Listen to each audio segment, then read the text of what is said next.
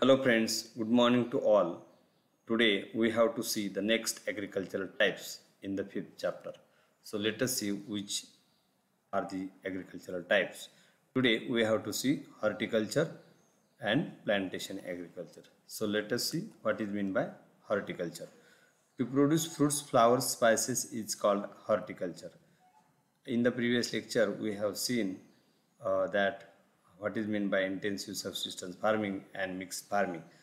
So uh, making differences among them, this is another way, another type of agriculture which is practiced in a very specific area, that is and very specific crops are grown over here, that is fruits, flower and spices. It's called horticulture.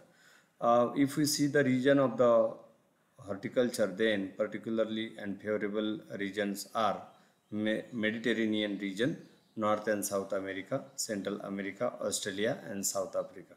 Very few patches of the horticulture is there which are practicing throughout the part of the world.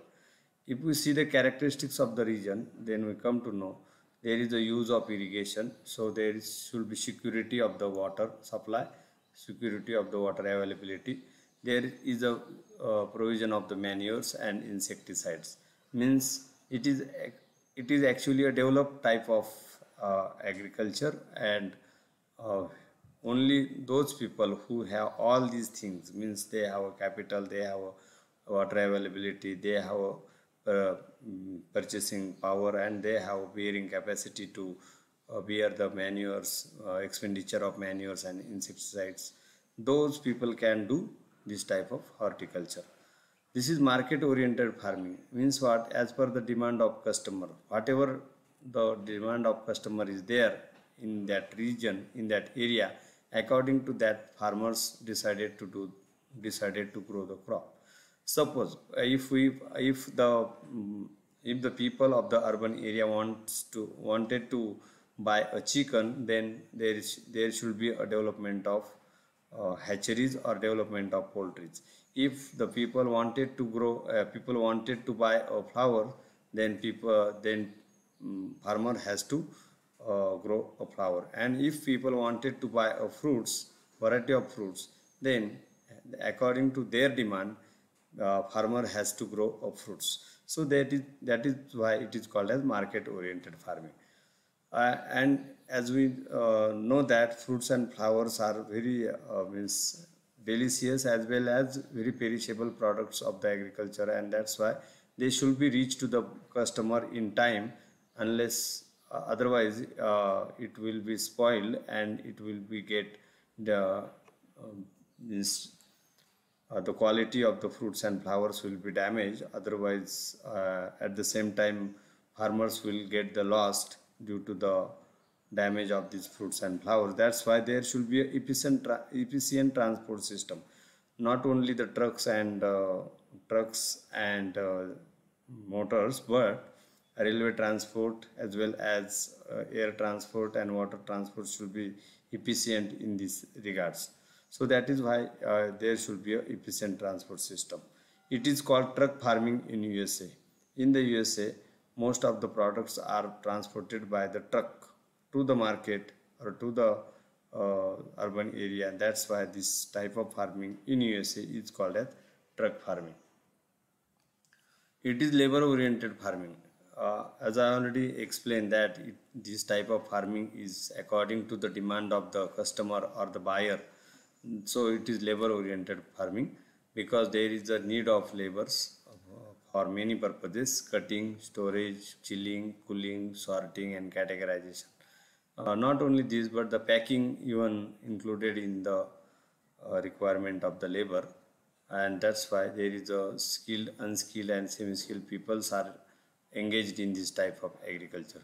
So this is all about the horticulture. Next type is plantation agriculture.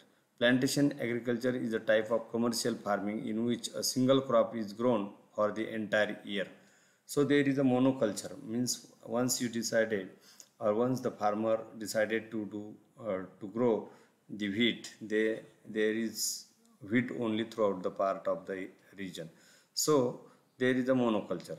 This type of farming requires large amount of labor and capital because there is a huge areas, particularly the land are too much large, and that's why there is a more requirement of large labor as well as capital. The crop production may be further processed on the farm itself where it is grown, or in nearby factories or small scale industries. This type is completely different from the intensive subsistence type. Here is the industrial touch or industrial collaboration is important, because whenever farmer produce on a large scale, it should be processed in the factory. Otherwise there will be no demand for that particular product, and that's why uh, small scale industries are developed in the plantation agriculture. The major crops grown during plantation agriculture are tea, coffee, sugarcane, cashew, rubber, banana or cotton. These all are produced, or these all are grown over a huge area, and that's why these are monoculture. Major plantations are found in the tropical regions of the world. In tropical regions, as I already stated, 23.5 degree north to 23.5 degree south. There is a specification of the specific crop in a specific country. Rubber in Malaysia, coffee in Brazil, tea in India and Sri Lanka. Why it is so? Because there is a favorable condition for these specific type of crops, and that's why they this becomes a monopoly, or this becomes a brand of that particular country. So most of the country have their monopoly in the production of specific crops. Most of industries like Tata are engaged in this type of farming. Silkworm is developed for cotton farming. As we know, Tata is the one leading industry in India, and that in this industry also engaged in the agriculture, and they are producing silk from the silkworm is developed for cotton farming, and they are in the leading in this sector. So this is all about the various types of agriculture, particularly plantation agriculture and horticulture. So today we stop here. Thank you very much.